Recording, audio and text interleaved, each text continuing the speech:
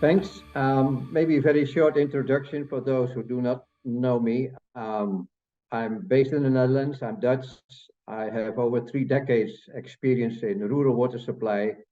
I must say most of my experiences were failures, but increasingly we learn from failures and we see more success. So I will share some experiences of the past 30 years on market-based solutions for water. I will now share my screen, see if that works. Um, so I'm retired, but I'm still involved in water a lot with the Meta, which is a social enterprise in the Netherlands. And one of the sessions or the departments of Meta is called the Smart Center Group. The Smart Center Group is a group of WASH training centers now in 10 countries worldwide, not everywhere very big, but it's mostly in Africa, 9 countries in Africa and 1 in Nicaragua. And we see that the combination of rainwater harvesting and low-cost farm wells have a huge potential to reach a range of SDGs. I'm first want to give a big picture. So worldwide, there is about 900 million people that still do not have basic service, and 80% of that is in the rural areas.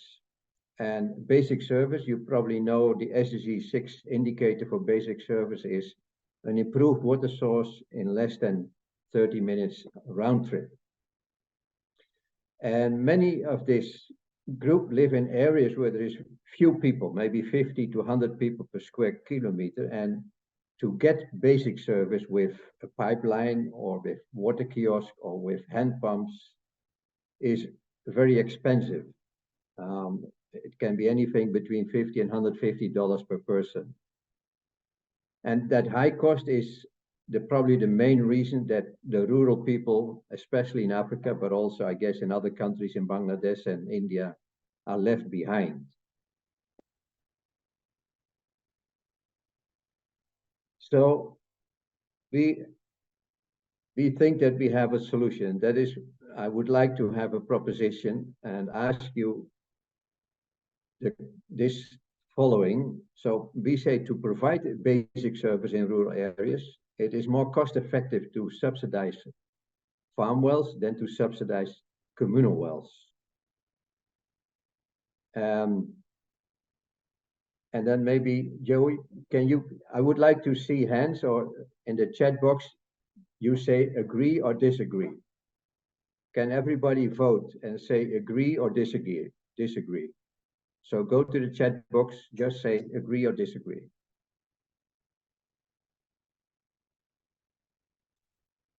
Then we will not discuss this more, maybe later on if we still have time. And then I would like to go to the next slide.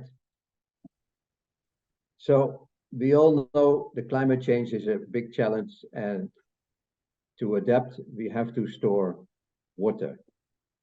And the best way to store water is in the ground, the cheapest way in general. And then we can use it again for productive uses, also domestic uses, but also productive uses. But we have to be careful because, as we all know, if you take out too much water, we get out of balance. So we need a water balance. That means what you pump out should go in somewhere. And that is where the small farmers worldwide have a big potential. You know, small farmers, most of the farmers, especially in Africa, they have small plots of half a hectare to 2 hectares. But the potential is that many of these small farmers live in areas where you have 200 millimeters of rain per year or more. So there is potential for domestic use and for small-scale irrigation. And these are a few of these larger scale communal storing options. So Just Dig It is a big program in Africa. They make half moon bunds. If you look at the pictures on the left-hand side, you see the slopes of the Kilimanjaro in Kenya. And 3 years later, by making half moon bunds, it is turning into a forest, just in 3 years. Another technology is called green roads for water. So you use roads to collect water. So you take out the water more frequently than now, and you will avoid the damaging the roads, but also you can use the water for recharging the groundwater or irrigation. Another technology is spate irrigation, where you use high tides of rivers. You block off a certain area that is besides the river, and then when water goes down, the water stays in the area, and then you can start growing rice or other crops. So on the household level, there is other technologies. In Africa, the plastic line has become popular. Where the bricks are cheap, you can make wire brick cement tanks, so just bricks with wire around it. And the cheapest option I know is the Emma's underground tank. So those are tanks of 7,000 liters that can be built with 5 bags of cement. And another example of a household technology is called deep bed farming, that you may remember the former presentation by Tieni, by Colin Andrews. And deep bed farming is a combination of breaking the hard pan, which is a human-induced hard layer just under the top soft layer, and combined with mulching and composting, etc. And this deep bed farming is now done by over 25,000 farmers in Malawi. It's government approved. And the effect is that if you start from the top to the bottom, then you can stop erosion. You can stop water from running downhill. And if you do it right, in Malawi, it triples the yields of rain-fed crops like maize or millet. And if you do it for a longer time, it will recharge the shallow groundwater levels also. At the end, as you probably agree, all the groundwater in the world eventually comes from rain. There is no other source than the rain to charge your groundwater level somehow. So other household level storage options is called a tube recharge. Those are a small hole that you drill through the top compact layer, and you can install that near wells that dry up in the dry season. It has a cost of $20 in materials, and what is essential, of course, if you recharge your well with this system, then you need to treat the water with boiling or chlorine or a water filter. This is an example from Tanzania. So Mr. Zaidi before had dry well for 2 months a year. And when he installed the indirect tube recharge, since he did that, he did not have a dry well anymore. So he has now 2 cows instead of 1. He has a bigger garden, and if he drinks water from the well, he uses a water filter.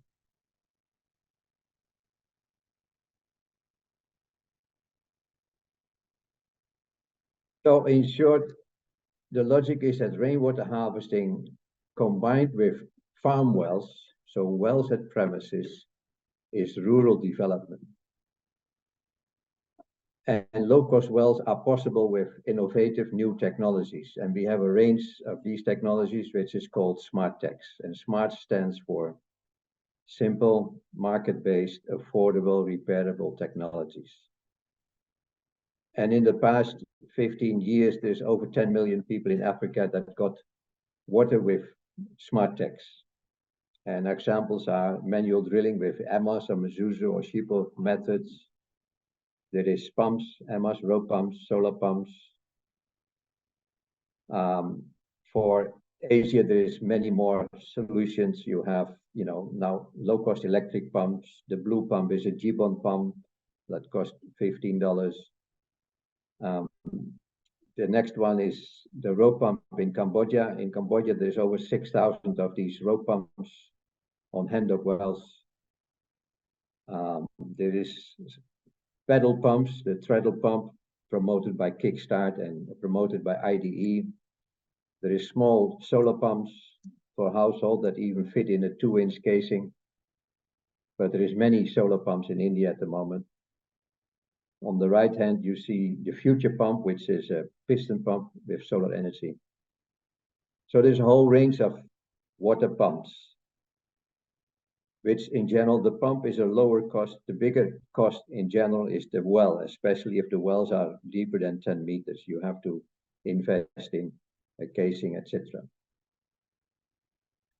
So this is a very rough indication of the cost of the different technologies.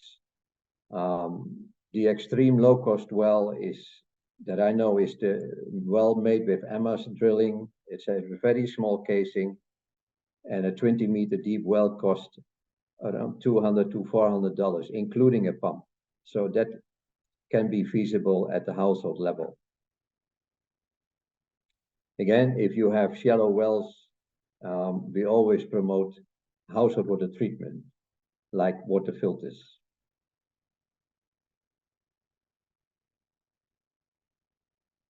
So, and this is some examples of how the subsidies for farm wells can reach the Sustainable Development Goal, number 6.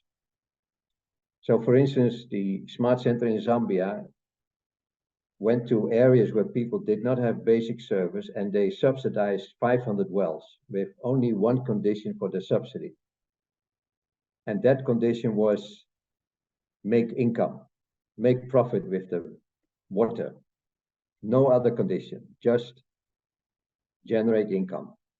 And after 6 years, the examples, these wells have on average served 40 people.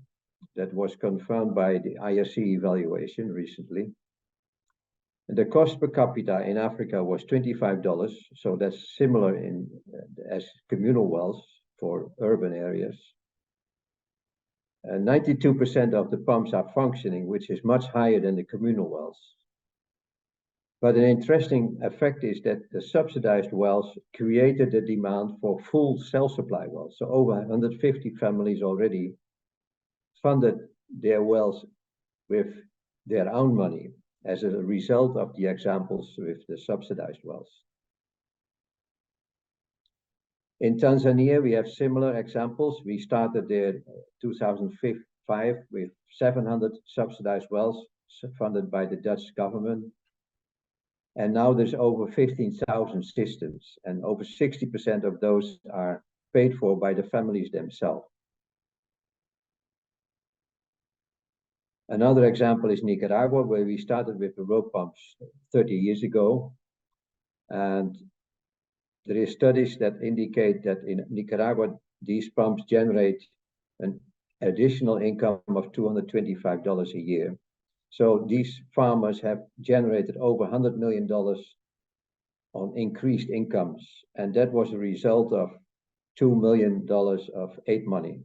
And that aid money was for training and coaching of the pump producers.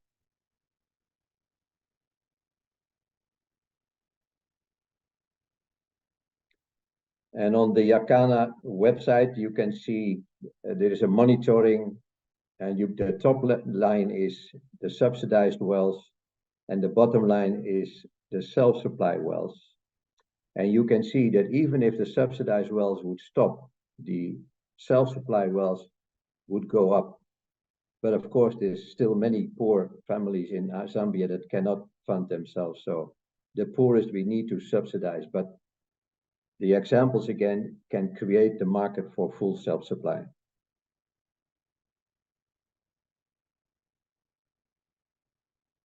So what are keys for success? So first, the technologies have to be simple and market-based, meaning that people can manage it, there is willingness to pay, that they are affordable. The local production means that there's also spare parts, so that is essential, and the skills are there. But in this case, the ownership is critical. So instead of the ownership with the community, it is the ownership with a family that makes the success. And the fact that the pumps make profit. So people make profit, so there is money for repairs. And as we have seen, you need a critical mass.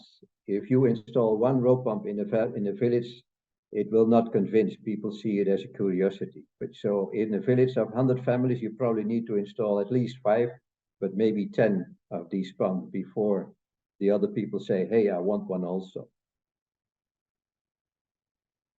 And we have learned the hard way, simple is not easy. It looks simple, but the details are critical. So we need long-term coaching to guarantee the quality of the technology.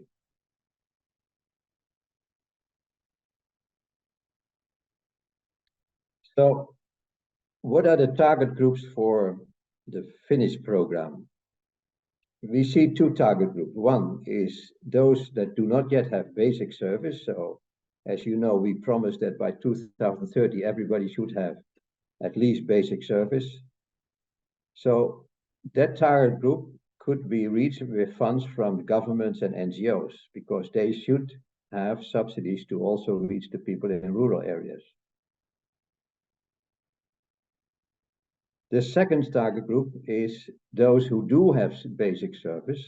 So for instance, a pipe system or a water kiosk or a hand pump. And that is the target group of the MFIs of, in your case, the Finnish program. But the interesting thing is that both groups need and want food and income. And in general, we see that people that have basic service, that water is not used for productive uses. It is for domestic and for drinking, but not for money. So again, both groups still would like to have water for productive uses, for income.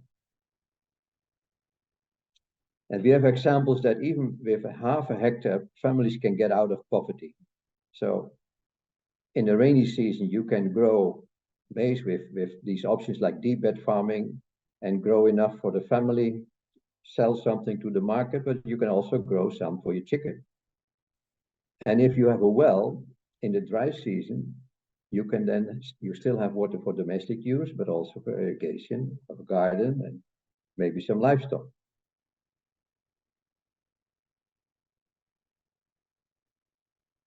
So where could the funds for Group 1 come from?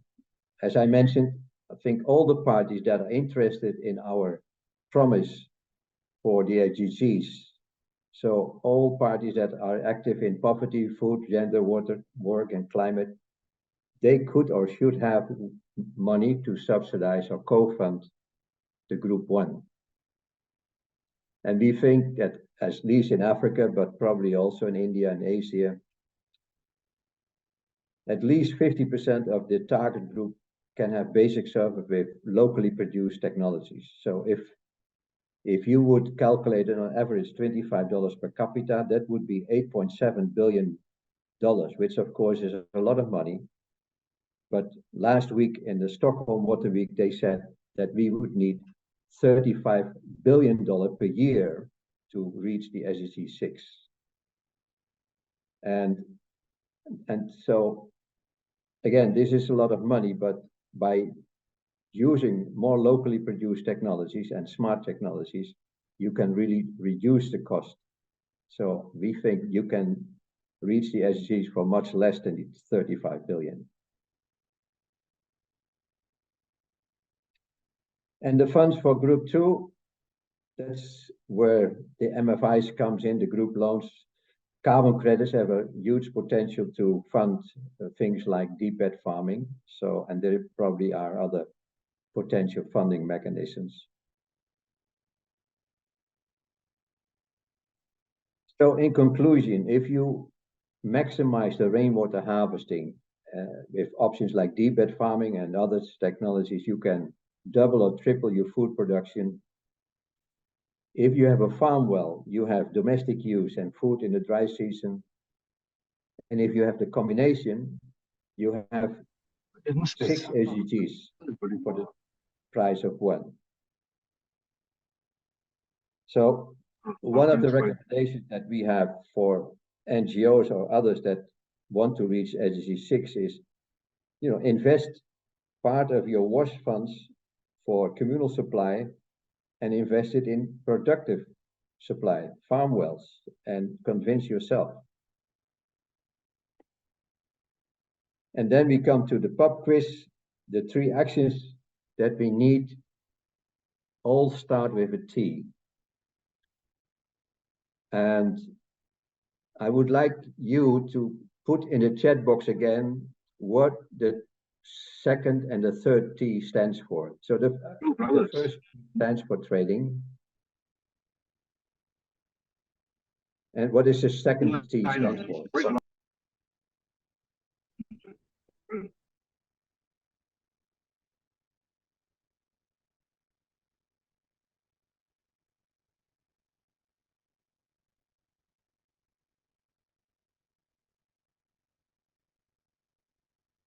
So can you write in the chat box what the second and the third T stand for?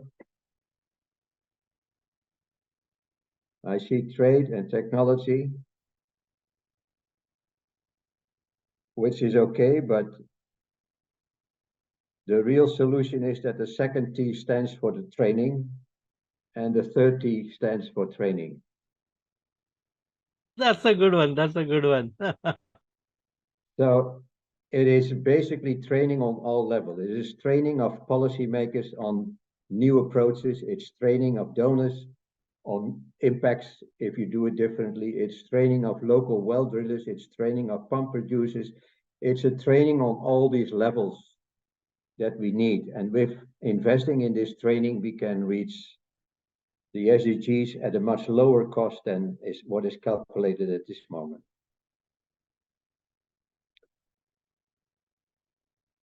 So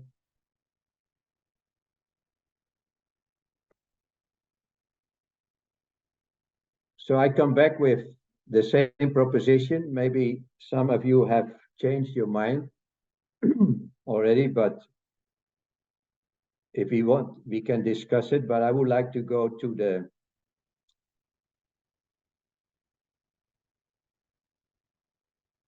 the questions. So this is information. If you want more information on the smart centers, you can go to the websites. But I would like to go to the questions and then the way forward. So first, we can open the floor. First of all, let me ask if there is any questions. Does any of you have any questions on the presentations? If so, open your microphone and then ask the questions. Henk, thanks. Excellent presentation. I have one question on these half moon bunds, the one from Just Dig It. How big are these things? And what does it really entail? Is it just digging something, or is there much more to it? No, it's just digging. And these bunds are maybe 1/2 meter high.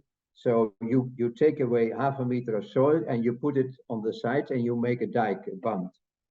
And you put them in half moon, so the water stays in these bunds. So basically you create, in the rainy season, you create a small lakes of 3 to 5 meters round. That's all. There is nothing else. Only storing water. So making, create moisture in the soil. That's all.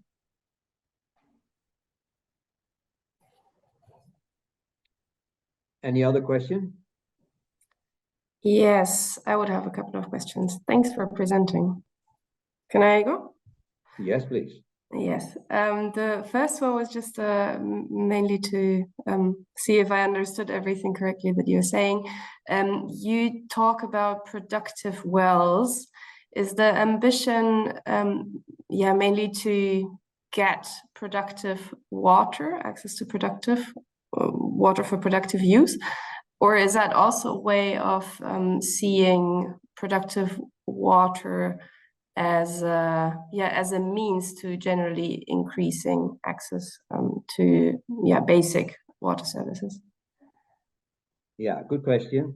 So we see that if you use water for production, for income, then there is also money for for repairs, because one of the big challenges in all these communal systems in Africa is who is going to pay for the repairs. You know, small maintenance, often there is money, but as soon as a pump is broken, as a cylinder is broken and it costs $200, all of a sudden there is no money, you know, to repair the pump.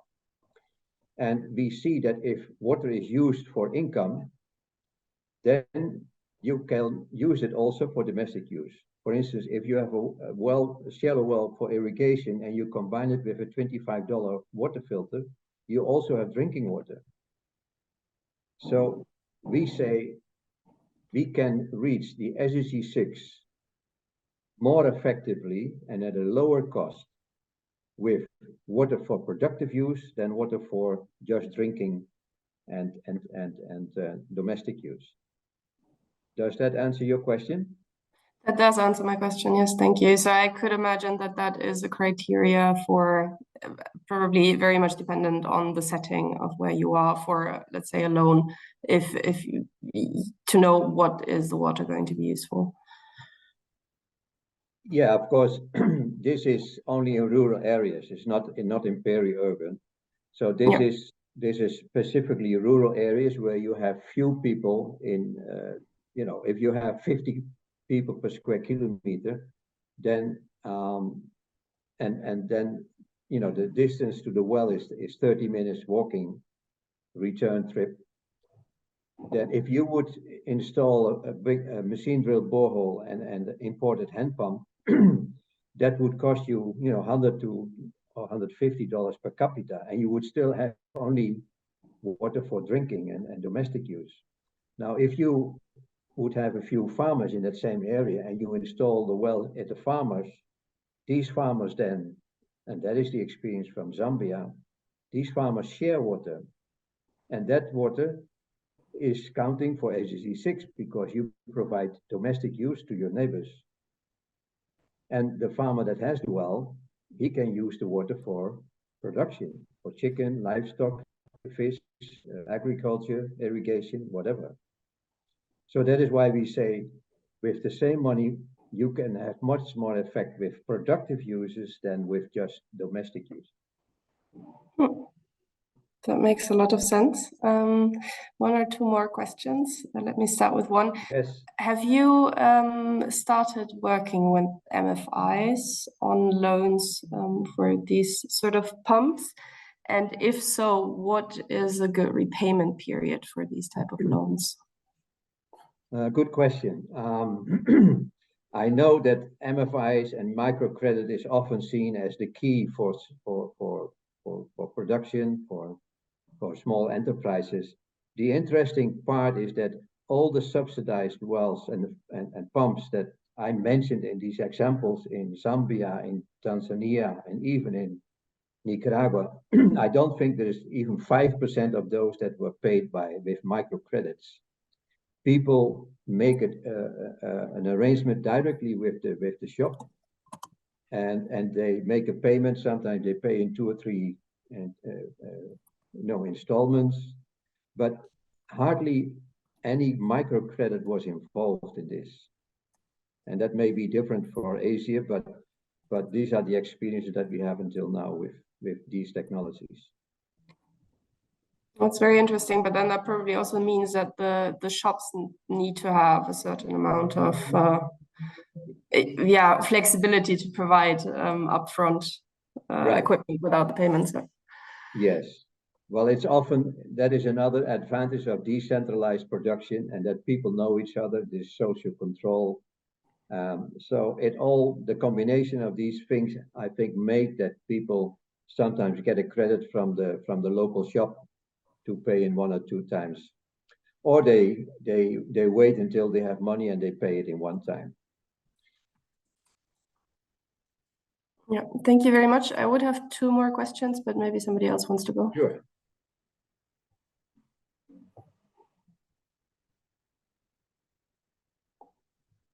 I think, Leandro, you can continue with your 2 questions. I go? Okay, good. Yes, go ahead. Yeah, cool. Thank you. Then one question was, Yeah, first one on carbon credits for deep bed farming. You mentioned that you see a high potential there, and I was just curious if you knew of any approaches there that have been tested already. Yeah, good question. It is still, you know, if you do deep bed farming, the logic is that you only do a one-time tillage. Whereas if you do the conventional farming, you probably know that in Africa at least, they work with the hoe or plows, and they plow it every year. So by plowing it every year, you expose your soil to the sunlight every year. Whereas if you use deep bed farming, you only do that one time, and then you mix the soil with compost and mulching and rotating crops, etc. And then there is no more tillage after that. So you, by reducing the tillage, you can apply for carbon credits. And has that been tested, or has that been sort of the methodology developed? And that is the logic. That is what they are going. The program in Malawi is now investigating and talking to carbon credit programs to see how that would work and how they would control it, because it's a relatively, you know, the hard pan is nothing new, and the beds on contour are nothing new in itself, but the combination is a bit new. So they are finding out if and how they can get carbon credits, but there were several carbon credit programs that say this is interesting, you may apply for carbon credits. But we still need more experience.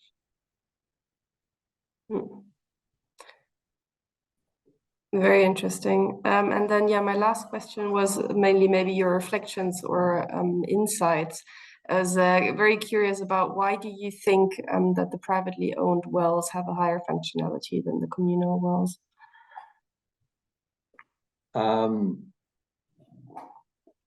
Well, you know the saying, what belongs to the community belongs to no one.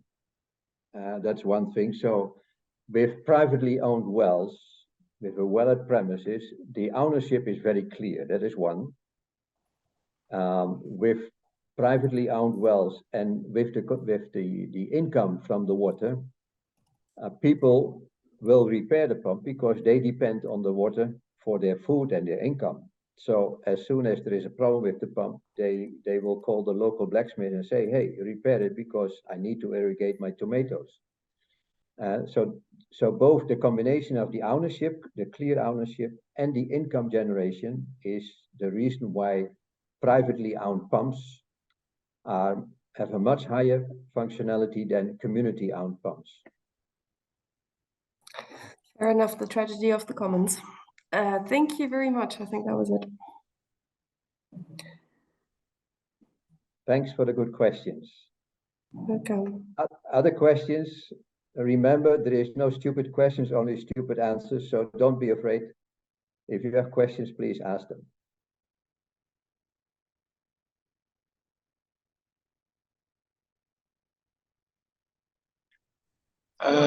Uganda, I was wondering, you know, the second question is on the screen of Henk. Yeah. He was asking, is there enough knowledge on this deep bed farming in India, or do you need knowledge from Malawi? And I know you're in water sector for a long time. So what's your take on that? Yeah. In fact, yeah, I mean, deep bed farming is one very what you call in situ or site specific or farm specific method of soil conservation and water conservation. And well, most of my work has been in the drought prone areas or where the water is scarce. So because of the water scarcity, groundwater recharge or augmentation of water, rainwater harvesting was a major priority. So in India, I mean, almost 70% or 65% plus of the land mass or area is drought prone or having water scarcity. So in such areas, the pumping comes second. The first is the kind of augmenting the water and kind of putting it in the ground, either for subsequent use as through lifting by pump or through surface irrigation for productive purposes. Whereas in the Gangetic plains of India, the northern part of India, northern and eastern part of India, this groundwater level is very shallow. So the water occurrence is almost something like few meters from the ground level. And that's where a lot of these manually operated or human power operated pumps are useful. In fact, ID made a killing, or rather, ID made most of their money on these treadle pumps in the Gangetic plains. So there is a lot of potential for such, I would say, low energy and simple technologies in that area. But in hard rock area and also in where the rainfall is less and the groundwater is below something like 70, 60, 50 meters, these pumps will have limitations. And for individual pumps, the investment is generally large. So I think the feasibility is limited in certain areas, and I think the Finnish society can definitely try to target those areas for these frugal technologies. Yeah, second thing is that I was recently in Chad, recently means about 6 months ago, and we did a kind of water management planning for certain communities. There I found, yes, I mean, I fully agree with Henk's hypothesis, or rather observation, that community level things do not work because the governance structure is poor. The governance in those areas and even the community-based organizations are not very active. But in some of those areas where groundwater, I mean, you have open wells of a depth of 100 meters. So 1 or 2 wells in one community, in a small community, would cost maybe thousands of dollars, which is a very, very huge amount. So the feasibility of household level units, wells, in such places would be very, very difficult. So I think we planned a lot of this rainwater harvesting, in situ moisture conservation, groundwater recharge. We have proposed those things, and I think those are the appropriate solutions for those areas. So that's what. Does that answer your question, Valentin? Yeah, to a certain extent. So if I get you right, so you're saying for the if I just get it, just to see if I really got you, the Gangetic plains, that's where you use all these pumps because the groundwater is shallow, and then primarily try to use low energy pumps. And that to me, if we all the time try to link it to carbon credit, so having solar pumps is something which can replace diesel, because that's also quite often used, I understand. So that would be a big saving. And then for the other one, you are really talking more about the rainwater harvesting technologies. Deep bed farming is one of them, but also others. And then what I got a little bit from Henk, if you do basic rainwater harvesting surrounding existing pumps, at least that case he showed that you can extend the amount of water from the pump. And that's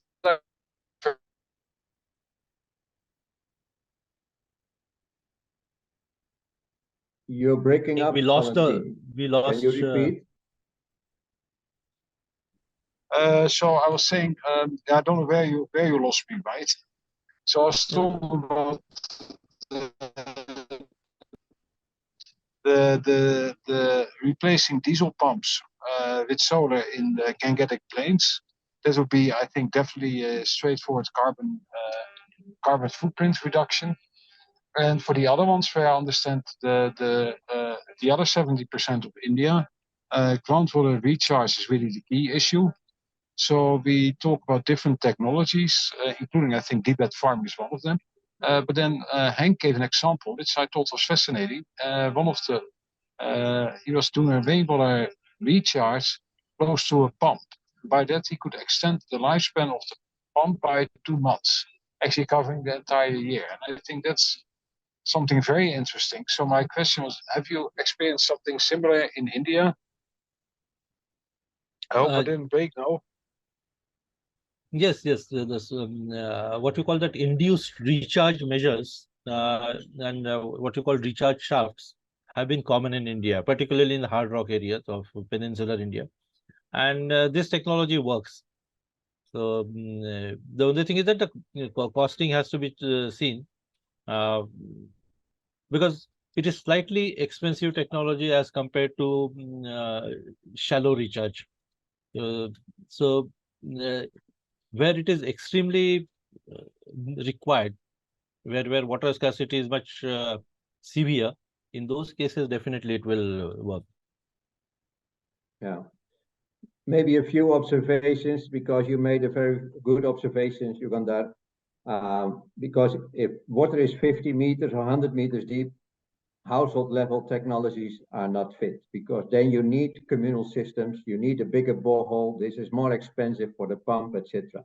So household supply is not instead of communal supply, where you always need communal supply, especially where it is rock, where it is deep, etc.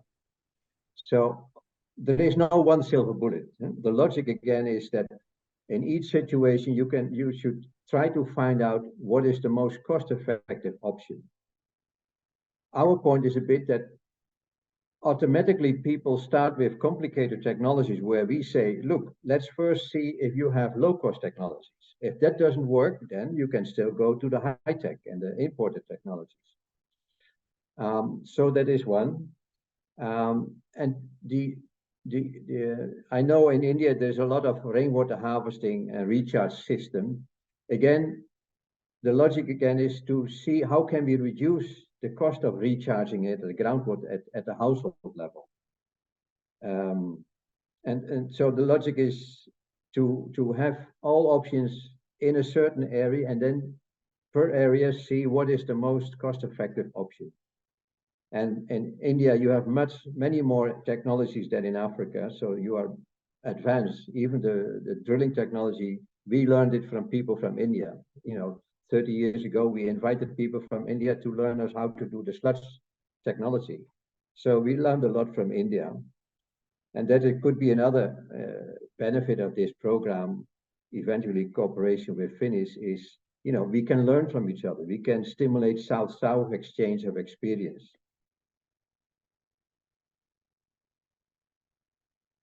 Yeah, very, very true, Henk. So I would like to invite the microfinance people to say a few things. So do they see scope for including water? And we know it's very contextual, but so is our sanitation. So can we sort of work on a vertical both from the supply side and then included in the financial systems? Is that a doable proposition? I know we have many of them in the call, so I don't know who wants to start. Please see if he can take it to that level.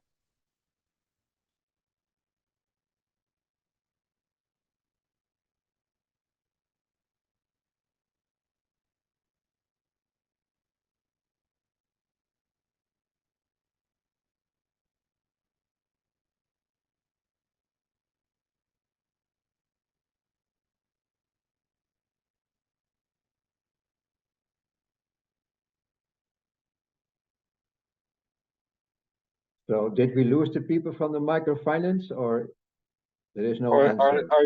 are they very shy? So I just shy. No, I think Abhijit, can you say, because you have been. people.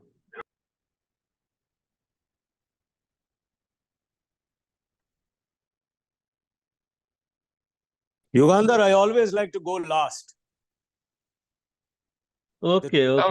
Yeah. No, Then we'll because just ask.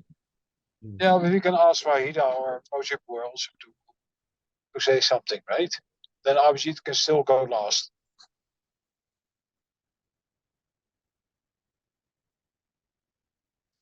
Wahida?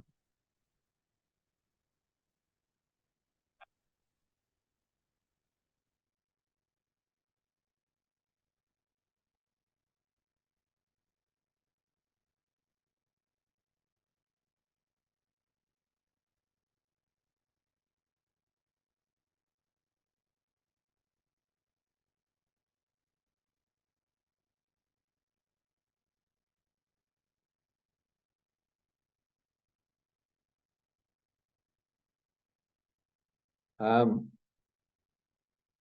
Valentin, maybe if there is no reaction from microfinance, should we follow the questions and see and answer them one by one and see then where and how we can make steps? Is that an idea?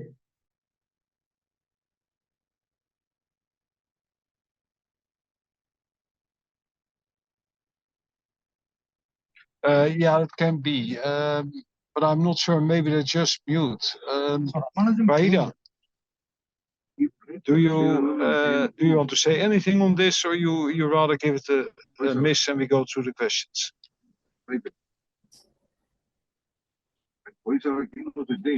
So nothing from Wahida or Mujibur? Sorry, sorry. I missed. Yes. Okay, I'd like to say something. Yeah, please. Haidaba? I'm very sorry. Yeah, okay. Actually, irrigation is not a big challenge in our country now.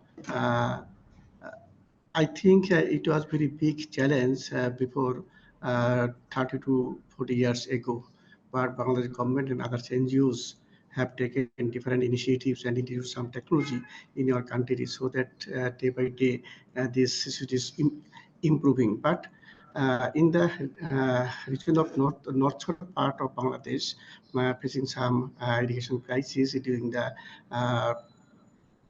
drought season.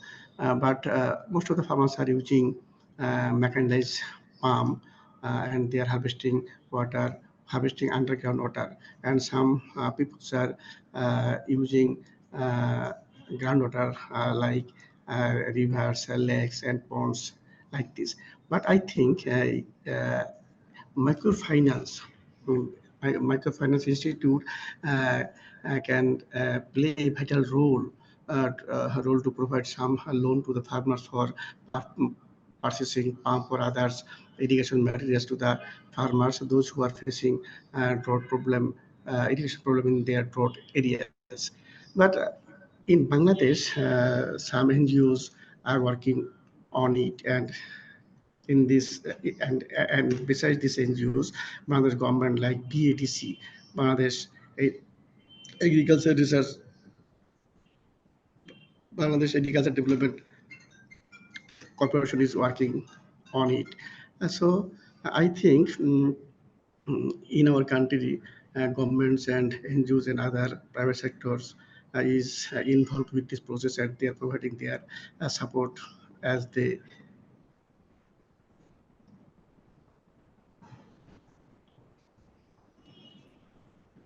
So there is a feasibility. I think in the northern part of Bangladesh, especially hilly area, they are facing irrigation crisis in the hilly areas, but there is a lack of opportunities to introduce smart technology in the hilly areas due to hilly and dead soil and hard soil. Yeah. So MFI Institute or government can work that areas where people are facing big crisis for irrigation. Thank you.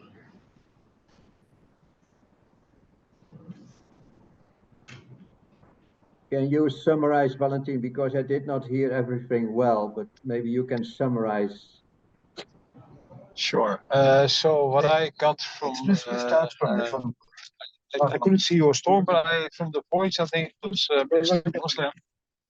So what he was saying is water is not much of an issue in most part of Bangladesh, except the hill areas, and that has been because over the last 30 years, so there have been continuous improvements, and water availability is not really their issue in most part of the country. Of course, water quality is an issue, but we're not talking about that part from us. So water filters at household level maybe may not be. Maybe a technical observation. The people who are not speaking, maybe they should close the microphone, because now we hear two people talking. So people who do not speak close your microphone and only open it when you want to talk. Is that an idea? Over.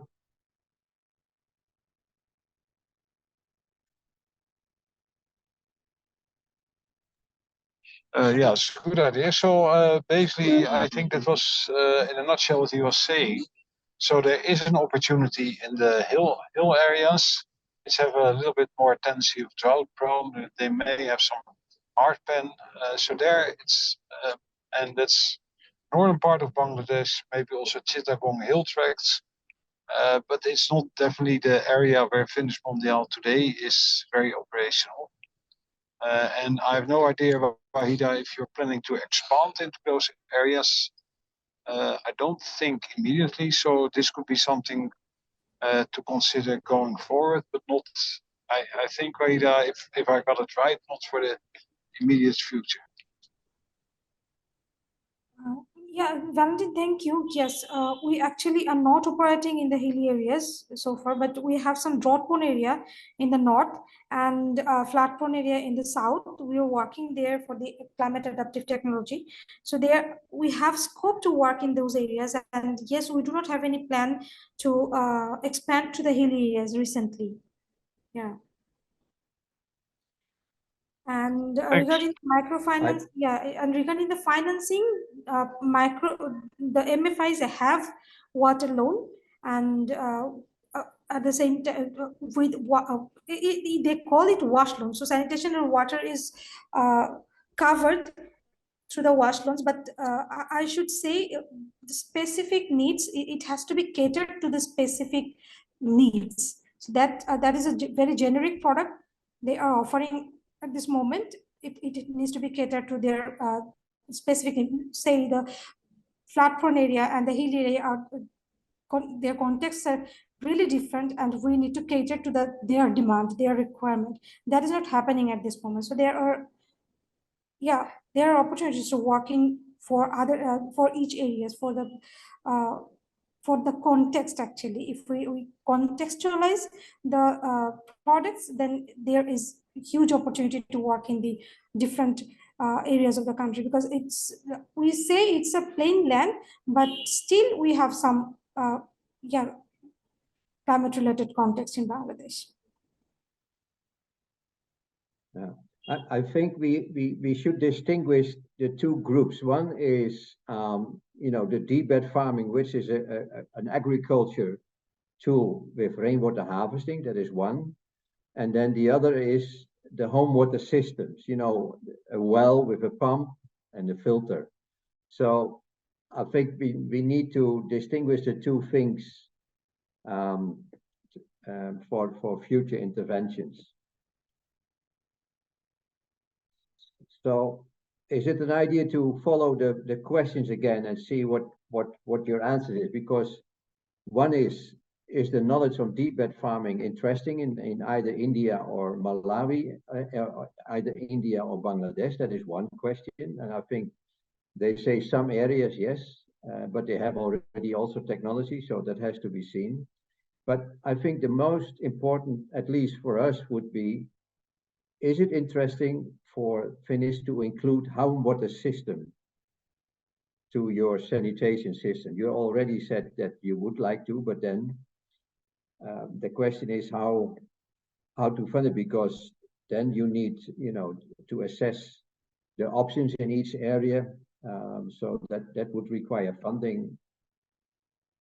So should we follow these questions, Valentin, or you have another proposal?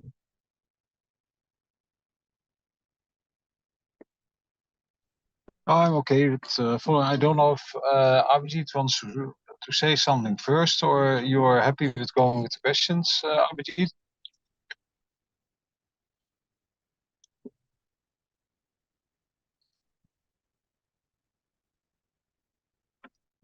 Well, I don't have any questions, only on the way forward, I see an opportunity working in India on this. And how at least I would like to take it forward would be to identify some technologies which can be taken to the ground. From, as Yugandhar said, that there are a lot of water stressed areas, and we can identify some solutions, because working with microfinance institutions, having a whole host of solutions will not work, because clients will not be able to handle that. Neither can my team handle it. So we can identify some technologies and appropriate area, then we can definitely take that up. And from there, it can percolate to our CSR projects as well. But that is more in the long term. So there is an opportunity. And the other, as Yugandhar identified, in the north with high water table, shallow groundwater. So there is an opportunity again with microfinance institutions to look at alternative pumps. That is another area which can be explored.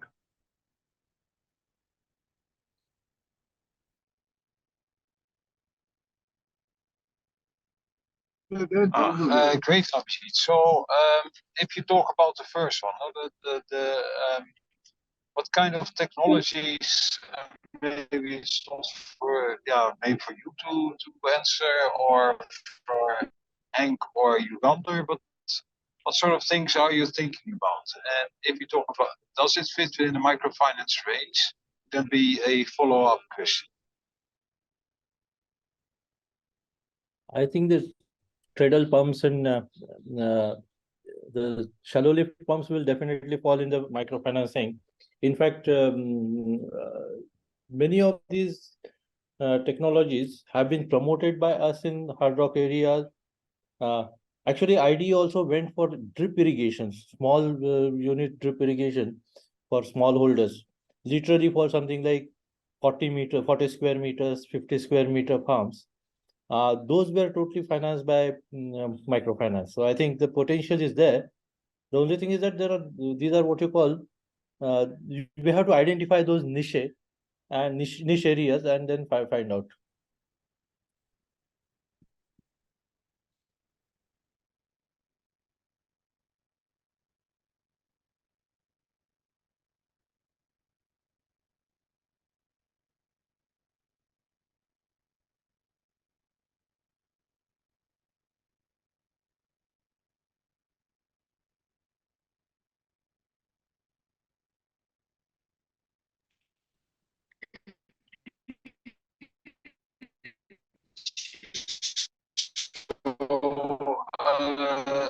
Just then the first step would be then to identify areas would be operational, right? Identify the water situation and the manning, and then to do the same stuff then, demand generation, change communication, supply side, the full works, right? That's what you're saying. Yes. Abhijit, that's also what you're thinking is that was your suggestion, right?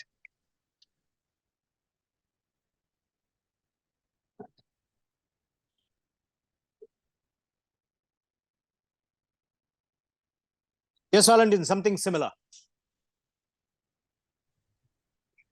Okay, great. So then we can leave it up to you, Abhijit, maybe with some help of Uganda to identify the area where you know where it was already partnering or who was willing to partner.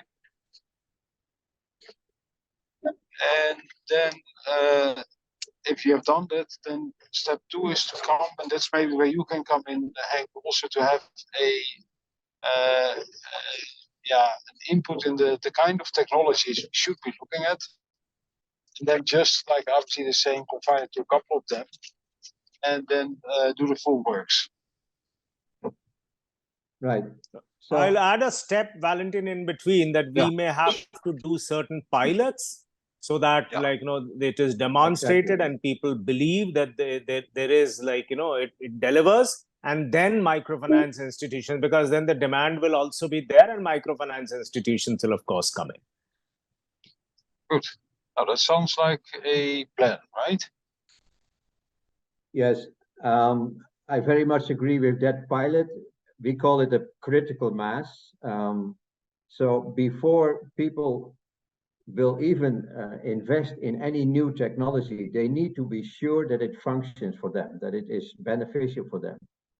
And we call that the creation of critical mass. So again, if you have a village of 100 families, 5 to 10 families need to have a new filter or a new pump or a new well or whatever you want to introduce before the other 90 also want it.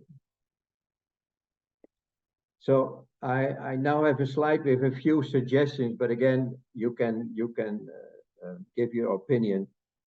But I could see that you start in the areas where you have potential of home water systems, combined with sanitation and make a package.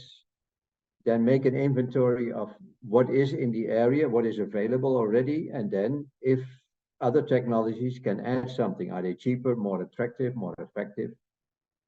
Then you create a critical mass in one area, so you have a pilot, and that requires, you know, follow-up.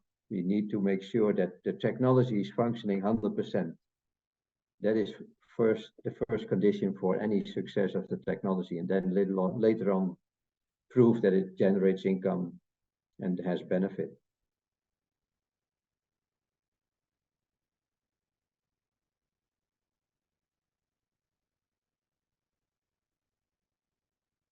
Yes, certainly. These suggestions are very practical.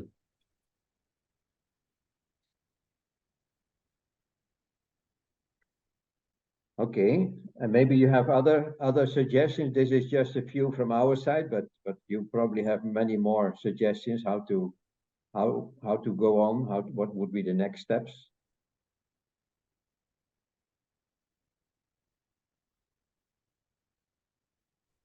I think pilots will be.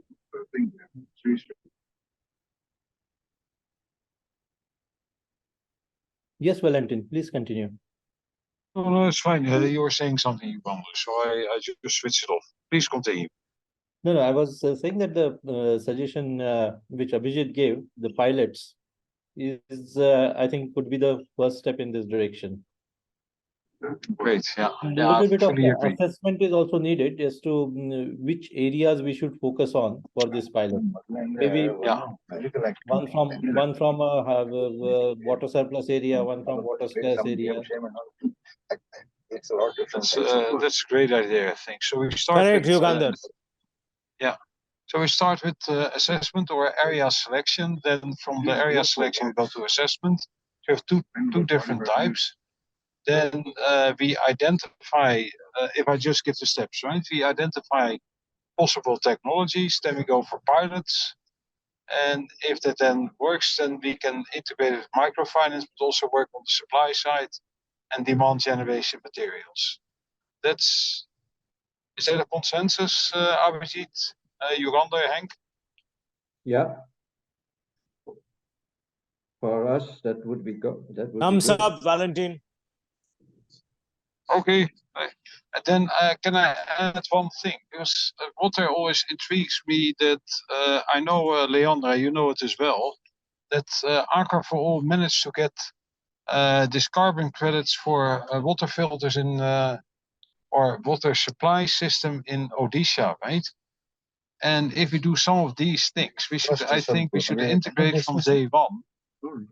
Or at least we should look at carbon credits as well. Do you think, do you see scope in that? The next is that's IKEA. I'd like to add first that I'm not a carbon credits expert. I just know what I've heard around Aqua for All. The main challenge, by my understanding, with everything carbon credit related is the methodology of verifying the emission reductions that you have through whatever you're doing, and that often requires a general baseline. So if you think about water filters, the way it works is that you say with a water filter you're replacing the boiling of water, and then you calculate the amount of emissions that you would have had from boiling the water, and then you say per water filter per year you can calculate the amount of emissions reduced. Aqua for All has been looking into sanitation-related carbon credit methodologies, wherein I think this is a bit similar into the direction of what we're thinking here.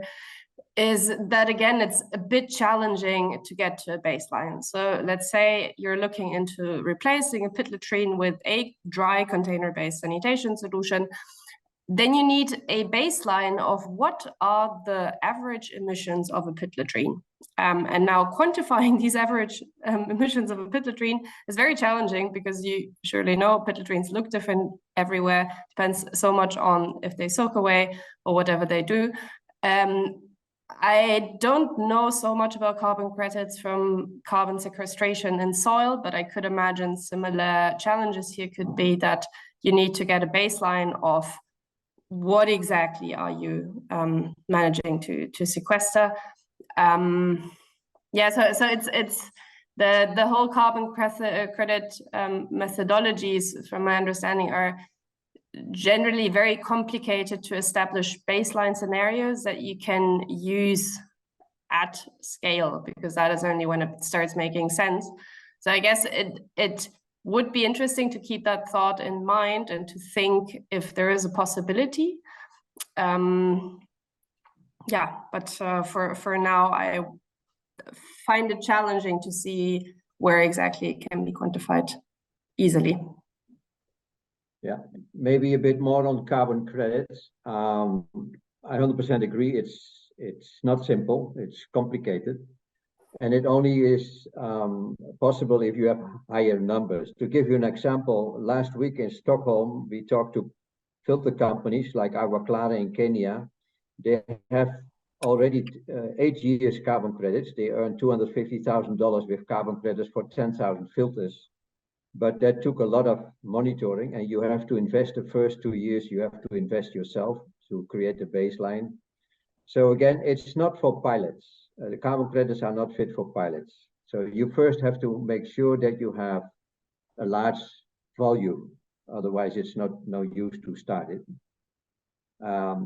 But it is possible, and there is several companies that can explain how that works. I mean, if there is in an area possibilities, you ask advice from South Pole or Agri-Carbon, or there is several companies that can tell you whether you have a possibility to get carbon credits. But for pilots, forget it. That's not realistic. I guess it would make sense to really look at the. I'm sorry. Yeah, I just want to say, now we even in a pilot, we can just look at the methodology, Henk, so whether it makes sense at all. So if it doesn't make any sense, we can cut it there. But the way we are structured and organized, we actually do a lot of monitoring. So getting baselines is difficult, but it's not as difficult as for many others who are in the field. So it's just first get the methodology established, and that we can do in the pilot level itself. And it's not to get carbon credits, but to get the method discussed and maybe approved. And then if it makes sense, because it's a volume game, we all know. So if it makes sense, then we can work on it. And even if this contributes a little bit, maybe together with the contribution from sanitation, we should be able to eventually get there. And it may not be this year, it may not be next year, but it will happen rather sooner in the near future. That's what I would suspect. So yeah, we have 6 more minutes. So I think from my side, I have nothing further to add. Of course, thanking you very much, Henk, and happy that we found a very tangible way forward. We have an idea now how to take this on, and you already said it, Henk. We are a global program, so that how we want to call it, technology transfer, ideation, everything that's going to happen on a global scale. So in this way, I think it's been very interesting. And I'm sure we'll come back on some more ideas, but I also would like to ask Julie to also introduce in a brief or in a nutshell the next session. It's already in 2 weeks, and there's some grey water harvesting. But prior to that, before Julie takes over, I don't know if there are final remarks, final questions, but you want to say something, Henk, or anyone else? So again, the floor is open. No, from my side, thanks for the good questions and the opportunity to share this. And we look forward to make next steps and start in some place with a first introduction or a pilot. But I know NGOs don't like the word pilot, but we can say a first introduction with the approach and see what happens. We sort of circumvented that. We call it a proof of concept. It's the same, but it's a different name. So we can do a proof of concept of the technologies. Right, right.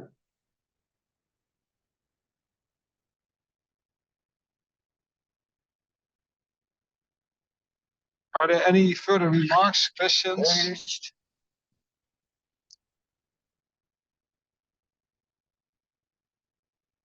Okay, then. If you like, I can send a PowerPoint and some background, a background paper, so there is more, because there may be more questions. So I can send both, and that you can send around to the group. Go ahead. Oh, please, that's very helpful. Yeah, that would be excellent, Henk, because not everyone was able to join. So this, yeah, thanks for the suggestion. Right. Yeah, thank you, Henk. That would be really helpful. Yeah, and thank you, everyone. We really had a good discussion today. And as Valentin sir said, yes, next that will be our webinar. That will be our third webinar, and that where we are going to discuss more on the grey water treatment. And we have one speaker is Dr. G. Anand, who has done a lot of work in India and also in Africa and Kenya, Tanzania on grey water technologies. So we'll have a presentation from him, and we will also have one more speaker who is Mr. Dr. K.V. Emmanuel from ILIFO. He's the executive director of ILIFO, which is Indian Leather Industry Foundation Limited. And so he will also talk about, I think, grey water treatment, and we'll also hear a lot of live case studies from India as well as Africa.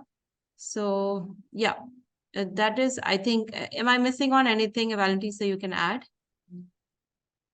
No, thanks. I think you said it, Julie. So it will be at 3 levels. So one is the level of households. So what are simple household systems with an idea of reusing the grey water? At number 2 level will be more at the level of village ponds, where we find, particularly in North India, but we also see it in Bangladesh, that all of these ponds are completely green. So utilization of the ponds, how can we tackle that?